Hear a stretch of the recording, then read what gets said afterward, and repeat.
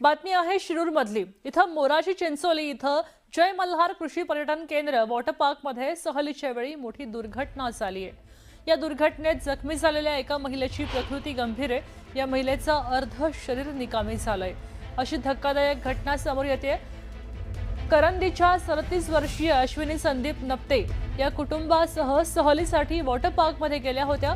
Water स्लाइडवरनं घसरताना पाण्याची पातळी कमी असल्यानं त्या जोरात आपटल्या आणि बेशुद्ध झाल्या।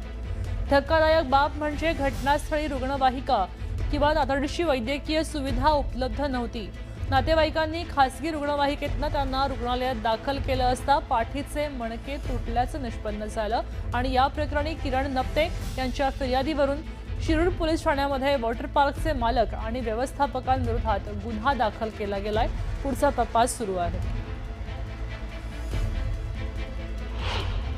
वॉटर स्लाइडिंग करत असताना स्लाइडरमधनं खाली आपटून आदळून 4 मणके तुटलेले आहेत आणि आमच्या वहिनी ज्या आहेत त्या जबर जखमी झाल्या। सध्या त्यांना मणिपाल हॉस्पिटल या ठिकाणी ॲडमिट केलेलं आहे। निदानांती असं लक्षात आलं की त्यांची 4 मणके तुटलेले आहेत आणि मध्यरज्जूला गंभीर दुखापत झालेली आहे। त्याच्यामुळे त्यांना पॅरालिसिस झालेला आहे आणि हा पॅरालिसिस कदाचित आजीवन तसाच राहू शकतो असं डॉक्टरांनी आम्हाला सांगितलेलं आहे। मला कृषी वॉटर पार्क आणि